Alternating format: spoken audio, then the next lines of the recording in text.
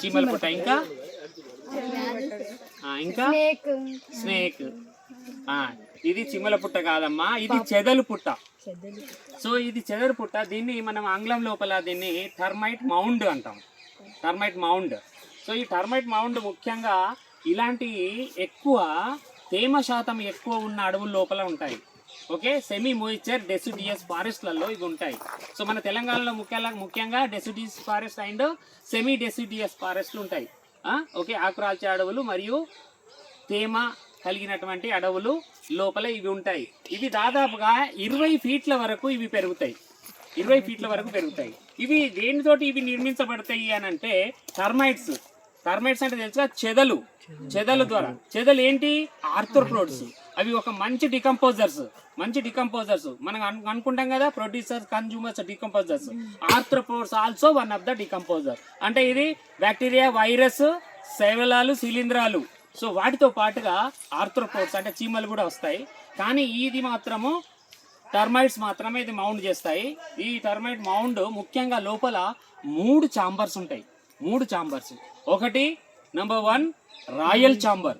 Royal chamber అంటే ఏంటి అని అంటే ఇక్కడ లోపల రాజు రాణి నివసించే ప్లేస్. అది రాజు రాణి పని ఏంది అని అంటే పిల్లలు కనడం, గుడ్లు పెట్టడం. ఈ గుడ్లు పెట్టిన తర్వాత సర్వెంట్స్ మన టర్మైట్స్ ఉంటాయి. అవి ఏం చేస్తాయంటే ఆ గుడ్లను తీసుకొచ్చి ఇంకొక వేరే ప్లేస్లో ఒక శిలీంధ్రానికి సంబంధించిన పెట్టె ఉంటుంది.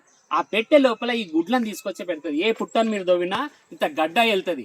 ఆ గడ్డ ఈజ్ నథింగ్ బట్ ఈ శిలీంధ్రం పెట్టే. అందులోపల ఆ పురుగులకు పెట్టి వాటికి ఆహారాన్ని అందిస్తాయి. అవి తినిపిస్తాయి అక్కడ ఉన్నటువంటి సేవ. ఇంకొకటి ఈ భూమి మీద ఉన్నటువంటి చెదారం ఉంది కదా, ఆకు పుల్లలు అవన్నీ కట్ చేసి వాటిని తీసుకొచ్చి మళ్ళీ వాటికి అక్కడ ఫీడింగ్ చేస్తున్నటువంటి టర్మైట్స్ ఉంటాయి కదా, వాటికి ఇచ్చేస్తే అవి ఫీడ్ చేస్తాయి లోపల. సో 3 టైప్స్ ఆఫ్ టర్మైట్స్ ఉంటాయి ఇక్కడ. ఈ పుట్ట ఇంత గట్టిగా ఎందుకున్నది?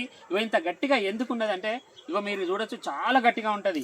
ఇది వర్షానికి అసలు ఏ వెదరింగ్ కాదు. ఇది వెదరింగ్ అంటే ఎండ, వాన, గాలి, హీటు, ప్రతి ఒక్క దానికి ఇది ఖరాబ్ కాదు, కూలిపోదు.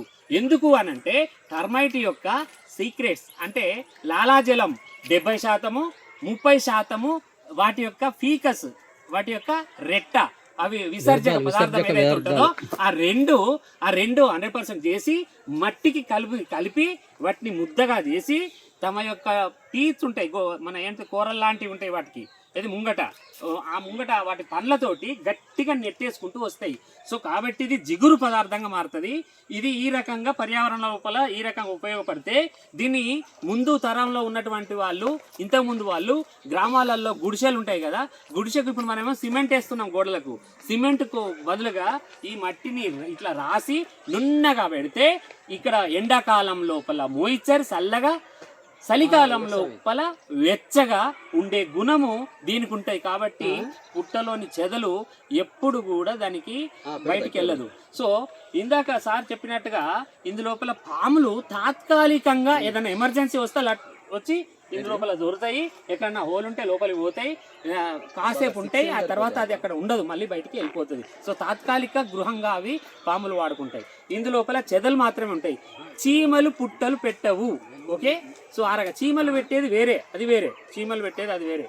సో కాబట్టి ఇది పర్యావరణం లోపల ఒక మంచి బయోడైవర్సిటీ కలవైనటువంటి పాత్రను టర్మైట్స్ మౌండ్స్ మనకు పాత్ర వహిస్తాయి. టర్మైట్స్ చాలా ఇంపార్టెంట్ రోల్ మన ఎన్విరాన్మెంట్ లోపల వాటి యొక్క ప్రత్యేకమైనటువంటి వాటి యొక్క రోల్ ఉంటుంది. సో కాబట్టి termites are very excellent arthropods to the nature.